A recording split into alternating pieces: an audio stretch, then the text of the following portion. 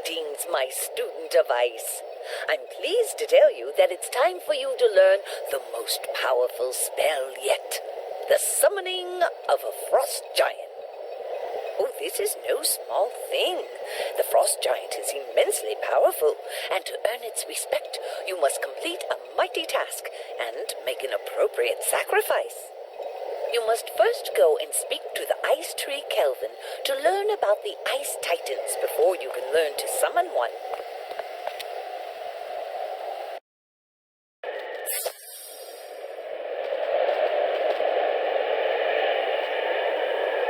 So, you want to learn more about the Ice Titans, one of the three great races of the Spiral. Before there was such a thing as time, the Titans, Ice, Fire, and Storm, fought bitterly, each unable to get the upper hand. Bartleby, the World Tree, and Grandmother Raven sought to calm the Spiral before it was destroyed. Through song, chant, and spell, they lulled the Titans into a slumber that has lasted all this time. Though most Titans still slumber, a few are awake and active in the Spiral. The Titans of Ice will aid those who show them respect.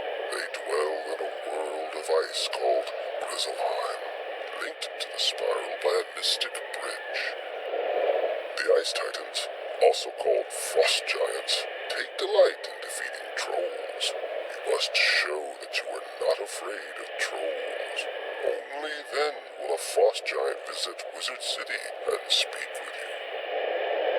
In Krakatopia, you must defeat Crag Stonechin, defeat a burly troll of Marleybone, and Grum Foultooth from Mushu.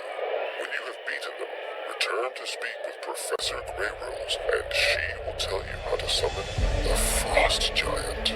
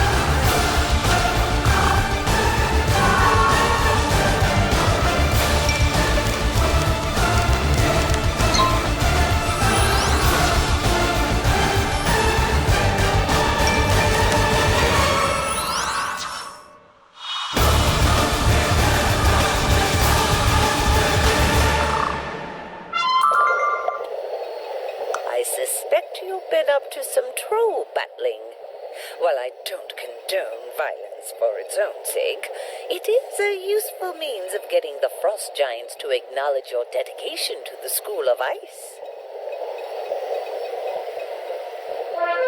The Frost Giants will surely listen to you now when you address them, but you'll still need to make them a suitable offering to summon the Rainbow Bridge. To bring it to Wizard City, you must create a tool to summon them, a Horn of Eternal Winter. I will help you with the first part, gathering the raw materials. First, you need to get some pure loam from Lady Oriel in Unicorn Way's hedge maze. Though she's no friend to the Frost Giants, she should be willing to give you some. The next thing you'll need is a handful of Everfrost ice fragments from Colossus Boulevard. Castle Ironhelm likely has some he can spare you. They're of no use to him. Return here when you've fetched those things, and I'll tell you what to do next. Greetings, young wizard. My, you've matured so much since I first met you in the early days of your arrival in Wizard City. You've come for pure loam? I can only imagine that it's for crafting a ceremonial instrument, like a horn of eternal winter. Very well. Though I have my reservations about the summoning of frost giants to this part of the spiral, I will bow to your wishes and give you what you need. Lady Oriel gives you a small bag of clay.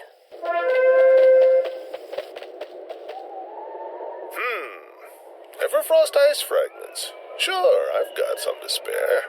Whenever I'm polishing Everfrost ice crystals, there are always plenty of leftover pieces. Kazel pulls out a small leather-wrapped parcel. He opens it to show you the gleaming Everfrost ice fragments. They look like diamonds. He closes the parcel and gives it to you. Be careful with them. They'll freeze right to your skin if you handle them with your bare hands. It looks like you've brought all the ingredients. Now we can begin. Creating a horn of eternal winter is delicate and difficult work. The Everfrost ice fragments must be mixed with the pure loam in a magical heat more powerful than anything in Wizard City. You must go to Dragonspire. You'll need a kiln. Use the flame kiln in Emil Flamewright's ring shop in the Athenium and Dragonspire. Only the flame at Dragonspire can melt Everfrost ice fragments into the pure loam. Here, let me show you how to make the Horn of Eternal Winter. Professor Greyrose instructs you in the technique of making the Horn of Eternal Winter out of pure loam and Everfrost ice fragments. When she's finished, you feel like you could do it in your sleep. When you've finished making the Horn of Eternal Winter, return here to me, and I'll lay the final enchantment upon it.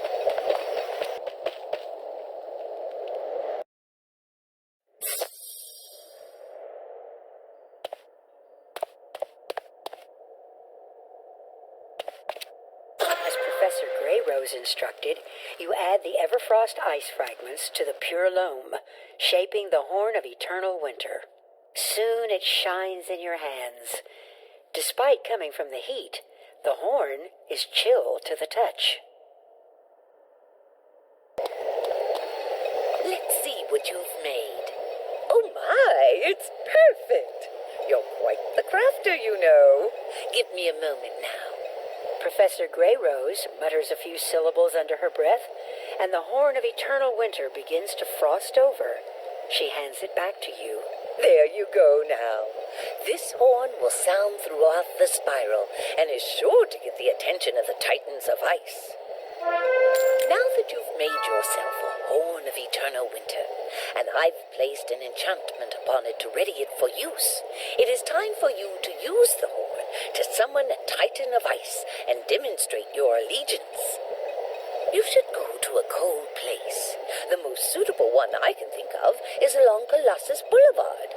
Try Hildreth Perch, near the Gobbler King's castle.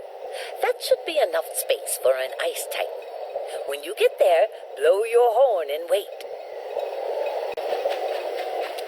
You arrive at the courtyard and take out the Horn of Eternal Winter. It's ice cold to the touch. You take a deep breath and blow. The horn of eternal winter echoes loudly throughout the area.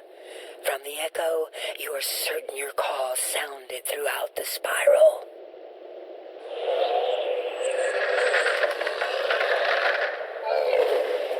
Who has dared summon the Ice Titan Ymir from his icy fastness in Grizzleheim?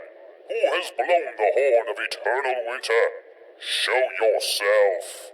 I didn't see you there. My apologies.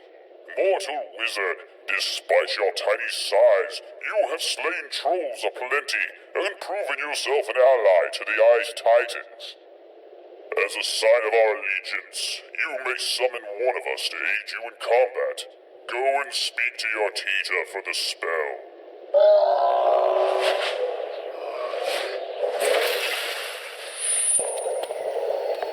I see you return unscathed, so I can only assume things went well. With their permission, you may now summon a frost giant to aid you in battle. Do be careful out there.